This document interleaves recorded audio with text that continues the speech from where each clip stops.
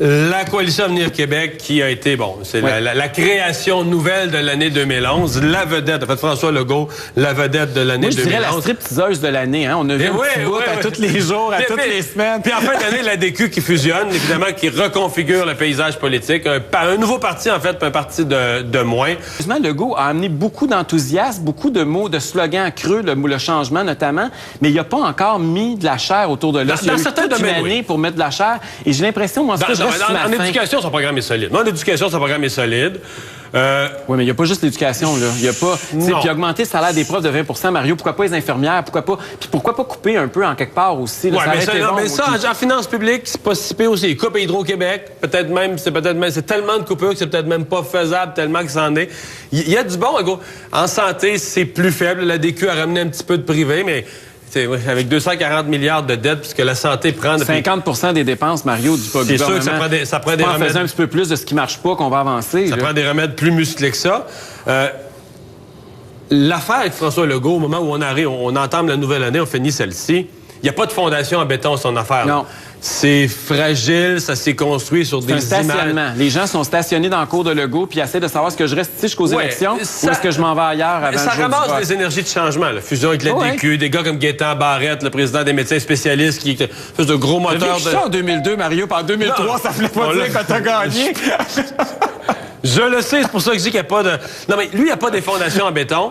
Par contre, ses adversaires, autant M. Charest et le PQ, ils ont un peu de béton décroché après les pieds. Ça étient vers le fond de l'eau. Oui, c'est sûr qu'écoutez, au Québec, là, puis l'autre, mais le grand gagnant en 2011, là, oui, François Legault, il y a eu la POC qui a roulé pour lui, comme on disait plus tôt, mais moi, je pense que le grand gagnant politique dans tout ça, ça a été le cynisme. Alors, voici notre ami Éric Duhaime. Éric, bonne année 2012. Bonne année, Richard. Toi, t'as déjà été un transfuge idéologique, hein? Ben oui, t'as changé de gang, toi, là, à un moment donné? Effectivement, je l'ai fait quand est arrivée la création de l'Alliance canadienne. Il y avait une création, justement, d'un nouveau parti sur la scène fédérale qui voulait, justement, rassembler les forces de l'opposition à Ottawa. Et j'ai accepté l'invitation de Stockwell Day, puis j'ai joint cette coalition-là. OK. Et qu'est-ce que t'en penses, toi, du cas Rebello puis des transfuges? Présentement, le problème, c'est pas que... Écoutez, il y a un chambardement politique au Québec. Tout le monde est conscient de ça. Il y a quelque chose qui se passe. On est en train d'assister à un moment historique au niveau politique. Ça arrive une fois par 50 ans. C'est maintenant que ça se passe. On est en train de passer d'un paradigme entre des oui puis des non, entre de la gauche puis de la droite. C'est clair que c'est vers là où on s'en va. La souveraineté, le débat constitutionnel interpelle et intéresse de moins en moins les gens.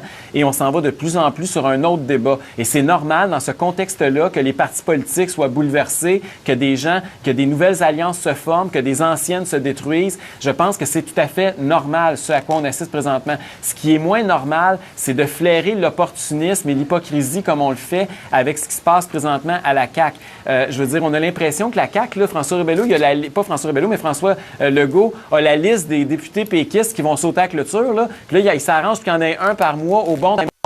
Pauline Marois puis le Parti québécois dans le trouble. C'est un peu ça qu'on a l'impression de l'extérieur. Mais en même temps, ça va jouer, ça, contre la CAQ, parce que j'en parlais tantôt avec Jean Lapierre, Éric. La CAQ, leur affaire, c'est on est du changement. On propose du changement. Ils font de la vieille politique. Mais si un péquiste se sent à l'aise dans la CAQ, si un adéquiste se sent à l'aise dans la CAQ, c'est que c'est pas tant de changement que ça. Non, c'est sûr que le mot changement est galvaudé dans le cas de la coalition de François Legault. Et de toute façon, le changement, là, tu n'en parles pas normalement, tu l'incarnes. Mario Dumont, là, il disait pas le mot changement à tous les 3 phrases, il n'y a pas besoin. Il incarnait par son image, par ses idées, par son équipe, le changement. Et c'est comme ça qu'il faut proposer le changement.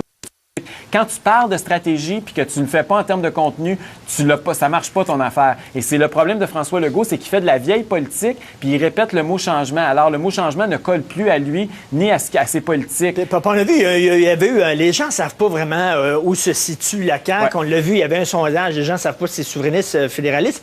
Même Rebello, il n'a pas l'air à savoir trop. Il dit, moi, je suis souverainiste, c'est important. Puis, mais il s'en va avec Legault, il a dit, je veux rien savoir de la souveraineté pour les 10 prochaines années. Écoute, il sort du PQ, mais il sort pas le PQ de son discours. Fait que là, il y a un problème, puis il y a un problème d'arrimage avec le reste de la coalition. Et ça là, c'est le début je pense. Ce matin, d'ailleurs, je signe un papier dans le journal, j'appelle ça une armée de déserteurs. Et c'est un peu ce que François Legault est en train d'essayer de créer, les déserteurs de tous les partis qui se rassemblent. Son seul problème, c'est qu'ils n'ont rien en commun. Et à part de vouloir le pouvoir, mais ça, être opportuniste pour vouloir le pouvoir, il n'y a pas juste à la CAQ là, qu'il y a ça en politique, t'as ça dans tous les maudits partis politiques.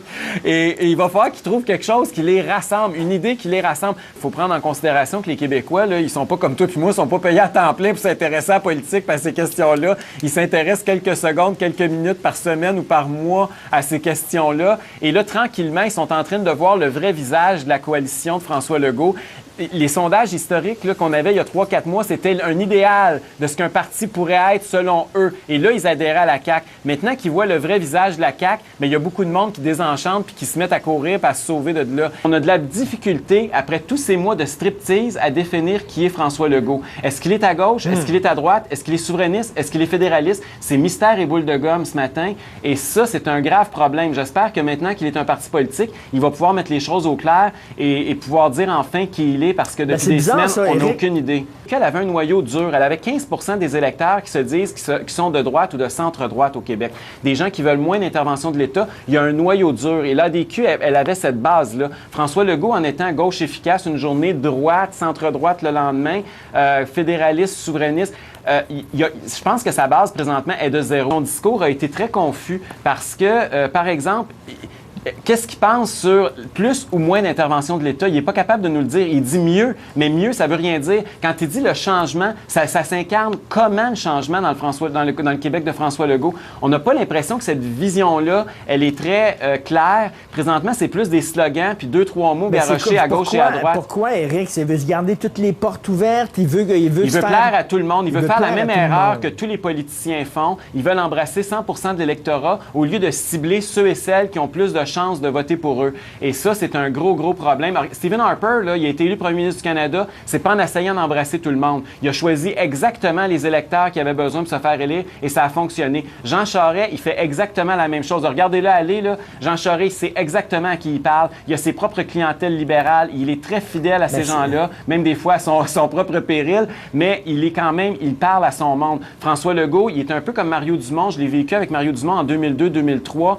On a essayé de plaire à tout le monde au Québec et on s'est ramassé avec les résultats désastreux, alors qu'en 2007, on a fait exactement le contraire. On a ramené ça aux gens, aux familles à qui on s'adressait. Ça, écoute, c'est un manque d'instinct politique primaire, ça. Et les membres, je suis loin d'être convaincu qu'ils vont embarquer dans le bateau Legault si Legault continue à dire qu'il est contre le privé en santé. Et Legault est pris entre l'arbre et l'écorce sur cet enjeu-là parce qu'il se fait conseiller, dit-on, c'est un secret de polichinelle, par Gaétan Barrette, le président de la Fédération des médecins spécialistes du Québec, et qui, lui, a déjà été en faveur du projet de loi qui était pour la privatisation, le privé en santé de l'ADQ, mais qui, on dit depuis ce temps-là, a changé d'idée et il pousse très fort pour que Legault résiste à l'appel au chant des sirènes ADQistes. Mais Éric, diriger, gouverner, c'est choisir, disait De Gaulle. Ouais. Si t'es pas capable de trancher alors que t'es même pas encore constitué en parti politique, imagine-toi être à la tête d'une province. Il va essayer de faire des compromis avec tout le monde. Ça donnera strictement rien. On est écœurés de ça. Merci beaucoup, Éric Duhaime.